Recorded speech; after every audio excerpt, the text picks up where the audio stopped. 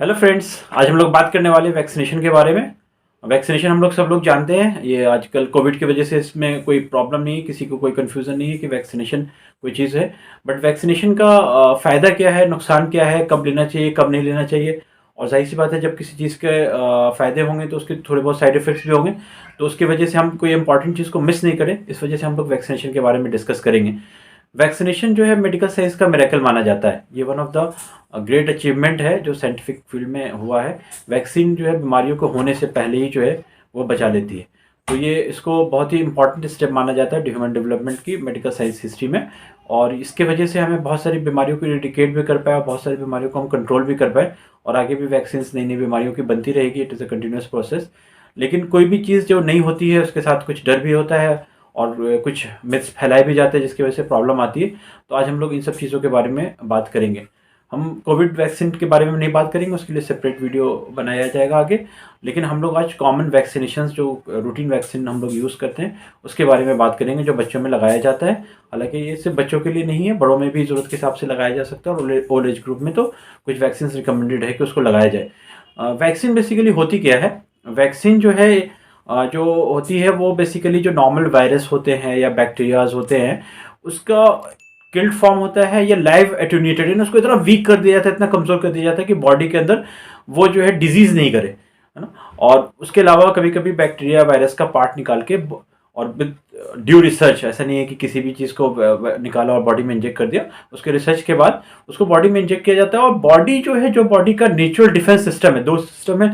एक तो लोकल है प्राइमरी डिफेंस सिस्टम, जैसे हमारा नेजल एयरवे है ना, या थ्रोट है, तो इसमें भी लोकल डिफेंस सिस्टम है। दूसरा, बॉडी में अगर उसको पार करके बैक्टीरिया वायरस बॉडी के अंदर चला जाता है तो बॉडी के अंदर जो दो और इम्यून सिस्टम्स जो है बॉडी के, वो एक्ट करते हैं। तो बेसिकली वैक्सीन का फंक्शन ये होता है कि जो नॉर्मल वायरसेस या बैक्टीरियाज हैं, जब उसको किल करके बॉडी को देते हैं तो बॉडी ये समझती है कि ये वायरस जो है ये आ गया है, and body develop immunity against that. उसके अगेंस्ट बॉडी इम्यूनिटी बनाती है। लेकिन चूंकि वायरस वो किल था या वीक था या बॉडी उसका पार्ट था, तो बीमारी नहीं होके सिर्फ वो एक डिजीज इम्यून सिस्टम एक्टिवेट हो जाता है। और उसमें कुछ मेमोरी सेल्स, है ना, जो टाइम लगता है। जैसे वैसे आपने देखा होगा वैक्सीन नॉर्मली मल्टीपल डोजेज होते हैं एक एक वैक्सीन की। कुछ वैक्सीन की एक आध डोज भी होती है, लेकिन ज़्यादातर वैक्सीन की मल्टीपल डोजेज होती है। तो उसके मेमोरी सेल्स में वो परमानेंट बॉडी को रह जाता है। और जब बॉडी में कभी वो बैक्टीरिया या वायरस वो अटैक करेगा, जैसे लेटर सपोज हमने मिजल्स की वैक्सीन ली, तो मिजल्स का वायरस या बैक्टीरिया अटैक करेगा तो मिजल्स की एंटीबॉडी पहले से बनी हुई होगी। और वो मेमोरी सेल से रिकॉल होकर, ये नेचुरल मैकेनिज्म है, नेचर ने हमारे पास मिलियंस ऑफ बैक्टीरिया को रिकॉग्नाइज करने के लिए और उसकी मेमोरी को याद रखने के लिए मैकेनिज्म दिया हुआ है। तो उसका हम फायदा उठा के वो उस बॉडी से वो उसके लड़ती है, बॉडी सॉरी उस वायरस और बैक्टीरिया से लड़ता है। और चूंकि पहले से बॉडी में एंटीबॉडी बनी हुई है तो बीमारी नहीं होके सीधे उसको डिस्ट्रॉय कर देते हैं। तो ये है बेसिस ऑफ एनी वैक्सीन, किसी भी वैक्सीन का, चाहे कोविड वैक्सीन ले ले या कोई भी वैक्सीन ले ले, सारे वैक्सीन का बेसिस यही है कि उसको जो है बॉडी को खुद से इम्यूनिटी डेवलप करने दिया जाए। This is very important. Body खुद से इम्यूनिटी इसमें डेवलप करती है। तो इसमें जो है, चूंकि हम वैक्सीन लगाते हैं तो ज़्यादातर वैक्सीन इंजेक्टेबल फॉर्म में होते हैं। हालांकि कुछ ओरल भी है, जैसे पोलियो की वैक्सीन है, रोटा वायरस की है, कॉलरा की है, ये सब ओरल भी अवेलेबल है।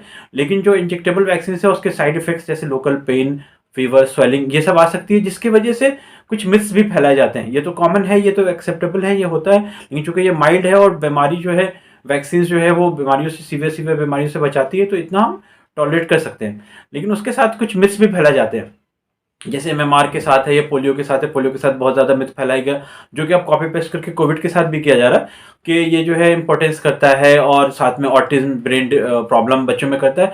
लेकिन किसी भी साइंटिफिक स्टडीज़ में आज तक ये प्रूव नहीं हो पाया। No scientific study is able to prove that. और सब में ये देखा गया है कि वैक्सीन की वजह से जो भी स्टडीज़ हुई, इंडिपेंडेंट ऑफ कंट्री, नेशंस, किसने किया, डब्ल्यूएचओ ने किया, डब्ल्यूएचओ फंडेड था नहीं था, किस कंट्री में हुआ, सब ने ये देखा कि there is no such side effect with these vaccine. तो वैक्सीन के कोई लॉन्ग टर्म इस तरह की कोई साइड इफेक्ट्स है ही नहीं, ये सिर्फ और सिर्फ मिथ है। तो फ्रेंड्स, हम इस मिथ्स की वजह से अपने बच्चों को वैक्सीन से दूर नहीं रखें। दूसरा, जो लोकल रिएक्शन चूंकि होता है तो हमें थोड़ा सा उसका दवाएं हैं जो उसको लेंगे और प्रिकॉशंस लेंगे तो उससे कम हो जाता है।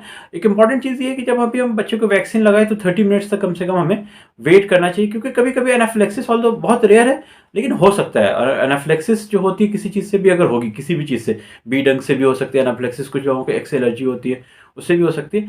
तो किसी से भी होगी तो जो है उसको जो है वो लाइफ थ्रेटनिंग हो सकता है। तो इसी वजह से इट इज़ रिकमेंडेड, कोविड में भी देखा होगा आपने, गवर्नमेंट ने कहा या रूटीन वैक्सीन में भी, you should wait for 30 minutes after vaccination, ताकि अगर कुछ होता है तो उसका ट्रीटमेंट है। अगर आप इमीडिएटली वहाँ पे अटेंशन हो गया, पता चल गया इट इज़ एनाफिलैक्सिस, है ना, एड्रेनल इंजेक्शन आते हैं, उसको लगाया जाता है, वो फट से रिकवर कर जाता है। इट इज़ रिवर्सिबल कंडीशन, और ऑब्जर्वेशन में रखना पड़ेगा उसके लिए। और ये anaphylaxis is very very rare, बहुत ही रेयर रेयर केसेस में होता है, in lakhs in millions, one एक आध केसेस में होता है, बट नो वन नोज कि किसको एनाफ्लेक्सिस होगा। इस वजह से we have to take precaution in all cases. So friends, vaccination के लॉन्ग टर्म साइड इफेक्ट्स नहीं है वैक्सीन के, लेकिन ड्रॉबैक्स है, जैसे लोकल पेन, फीवर, स्वेलिंग, ये हो सकता है। दूसरा जो एक ड्रॉबैक वैक्सीनेशन का ये है कि जैसे बॉडी इम्यून सिस्टम जो है वो बूस्टर डोजेज यानी कि धीरे धीरे बीमारियों से हम लड़ने की ताकत भूल जाते हैं जो वैक्सीन लगाते हैं, तो बूस्टर की जरूरत पड़ती है। बट बूस्टर का फायदा ये होता है कि वो फिर प्राइमरी सीरीज की तरह 2-2, 3-3 डोज नहीं, सिंगल डोज पे आप लगाएंगे तो बहुत रिबोस्ट जो है इम्यूनिटी डेवलप होती है, और उसके बाद जो है उससे प्रोटेक्शन हमें बहुत अच्छा मिलता है।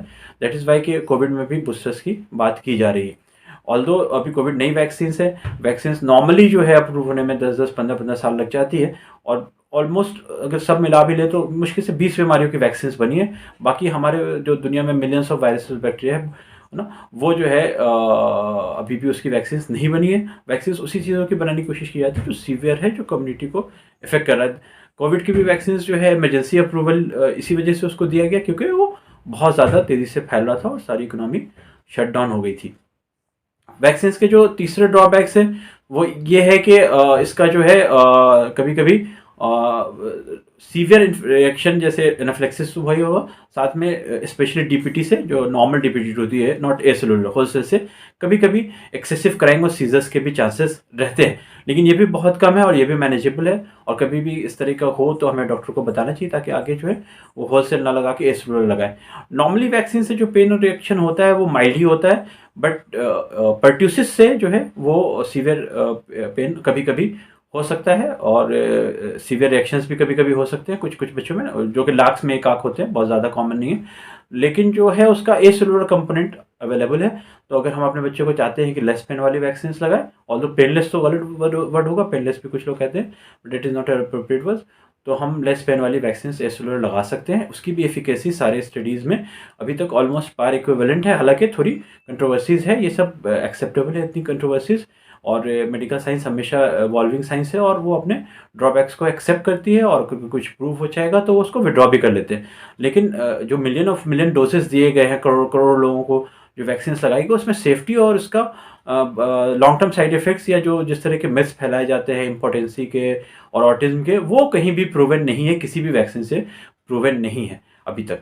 ठीक है फ्रेंड्स, अगर आपको कोई और भी इसके रिगार्डिंग कुछ पूछना है तो आप कमेंट बॉक्स में कमेंट कर सकते हैं। अगर हमारे वीडियो को लाइक करें, शेयर करें, और जो है हमारे चैनल को सब्सक्राइब करें। Thank you for